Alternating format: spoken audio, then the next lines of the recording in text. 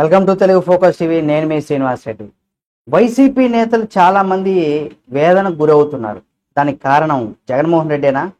ఈ వీడియోలో పూర్తిగా చూస్తే మీకు అర్థమవుతుంది. అంతేకాకుండా మీరు కనుక జగన్ అన్న అభిమానులు అయితే తప్పనిసరిగా ఆయనకి సంబంధించి మరిన్ని వీడియోలు మీ ముందుకు తీసుకొస్తుంది మా తెలుగు ఫోకస్ టీవీ ఛానల్. కాబట్టి సబ్స్క్రైబ్ చేసుకుని పక్కనే ఉన్న బెల్ బటన్ నొక్కడం మాత్రం మర్చిపోకండి. వైసీపీ నేతలు బిక్కుమంటూ కూడా బ్రతుకుతున్నారు అని చెప్పుకోవచ్చు. ఎందుకంటే మాజీ మంత్రుల దగ్గర నుండి కింది స్థాయి వరకు కూడా ఉన్నటువంటి కార్యకర్తలు కావచ్చు, నేతలు కావచ్చు, ఎవరైనా సరే చాలా మంది ఆవేదనతో ఉన్నారు, వేదనకు గురవుతున్నారని కూడా చెప్పుకోవచ్చు. చాలా కొద్ది మంది వైసీపీ నేతలు మాత్రమే ఇక్కడ ఉన్నారు, ఆవేదనకు గురవుతున్నారు అని కూడా చెప్పుకోవచ్చు.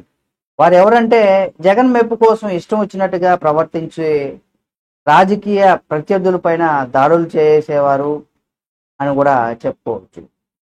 అలాగే సంప్రదాయంగా రాజకీయం చేసుకొని ఒక సర్వైవ్ అయిపోయినటువంటి వారు గతంలో గొప్ప పదవులు రాకపోయినా హాయిగానే ఉన్నారు అని కూడా చెప్పుకోవచ్చు.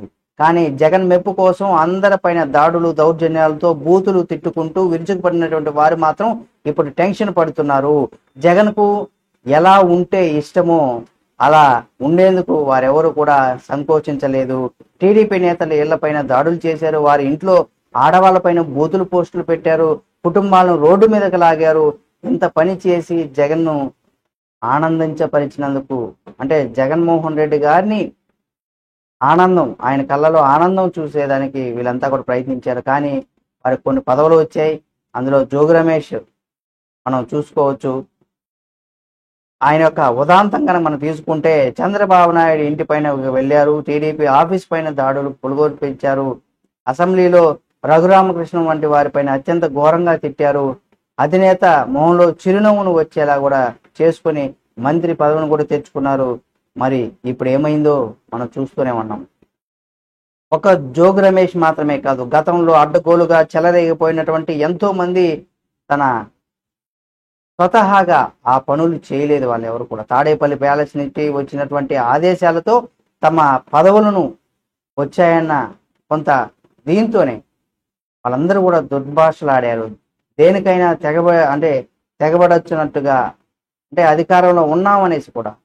అది ఏ పార్టీకి సంబంధించినటువంటి వారైనా సరే అధికారం ఉంది కదని అహం నెత్తికెక్కితే మాత్రం 100% ఎంత గొప్పవారైనా, ఎంత మేధావులైనా సరే 100% నేల కొరగొచ్చు. ఎంత అంటే పెద్ద సామెతలు కూడా చెప్తారు, 1000 గొడ్ల తిన్న రాబందువు కూడా ఒక గాలి తుఫానుకి పడిపోతుంది అనేసి ఏ విధంగా అయితే చెప్పారో పెద్దలు, సేమ్ రాజకీయం అధికారం ఉంది అనేసి ఎవరైనా చెలరేగిపోతే వాళ్ళ భవిష్యత్తు మాత్రం రోజు భూస్థాపితం అయిపోతుందని కూడా చెప్పుకోవచ్చు. దానికి నిదర్శనంగా ఇక్కడ మనం చూసాం. ఇప్పుడు చివరికి వారికి ఇప్పుడు ఆ పదవులు లేవు, అంతకు మించి తాము అనుభవించాల్సినటువంటి పరిస్థితి వచ్చింది.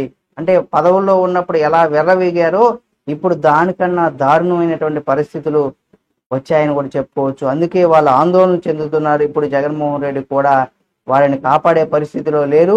కనీసం న్యాయ సాయం కూడా అందించలేరు. మహా అయితే పొన్నబోలు సుధాకర్ రెడ్డితో వాదనలు వినిపించుకోవాలనే సలహా ఇస్తారు, కానీ మిగతా ఏమీ కూడా చేయలేదు. రాజకీయ అధినేత తన వారిని కాపాడుకునేందుకు ప్రయత్నిస్తారు, కానీ జగన్మోహన్ రెడ్డి మాత్రం తన పార్టీ నేతలతో రాజకీయ ప్రత్యర్థులపైన ఇష్టం వచ్చినట్టుగా దాడులు చేయించి తాను సేఫ్గా ఉన్నారు. ఇప్పుడు తన కోసం అరాచకాలు పాల్పడిన వారంతా ఇక్కడ బిక్కుమంటూ కూడా బ్రతుకుతున్నారని కూడా చెప్పుకోవచ్చు. వారిని అరెస్ట్ చేస్తే రాజకీయం చేయవద్దని చూస్తున్నారు, కానీ వారికి అండగా ఉండే ప్రయత్నం అయితే చేయడం లేదనేసి కూడా తెలుస్తుంది. చేసుకున్న వారికి చేసుకున్నంత అని ఊరికేనే అనలేదు మన పెద్దలు. కాబట్టి ఈ విధంగా ఇప్పుడు కూటమి ప్రభుత్వంలో ఉన్నటువంటి వాళ్ళు ఎవరైనా సరే రేపు అధికారం ఉందనేసి ఇలా చేస్తే రేపు వాళ్ళ పరిస్థితి కూడా ఇదే అవుతుంది. ప్రజలు ఎంతటి వారినైనా సరే గద్దె దింపుతారు అనే ఎటువంటి సందేహం లేదు.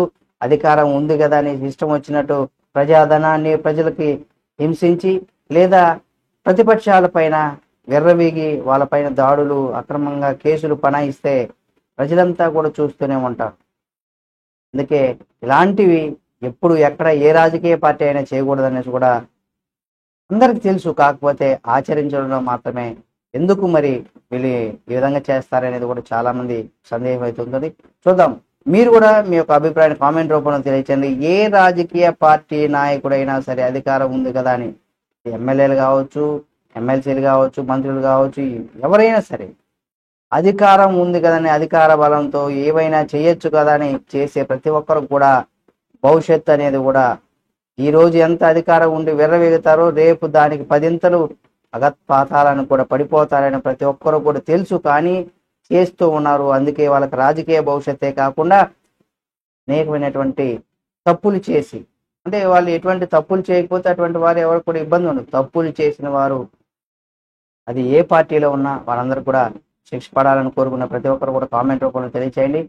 అలాగే ఇలాంటి మరిన్ని వీడియోల కోసం మన Telugu focus TV channel subscribe చేసుకుని పక్కన ఉన్న బెల్ బటన్ నొక్కడం మాత్రం మర్చిపోకండి.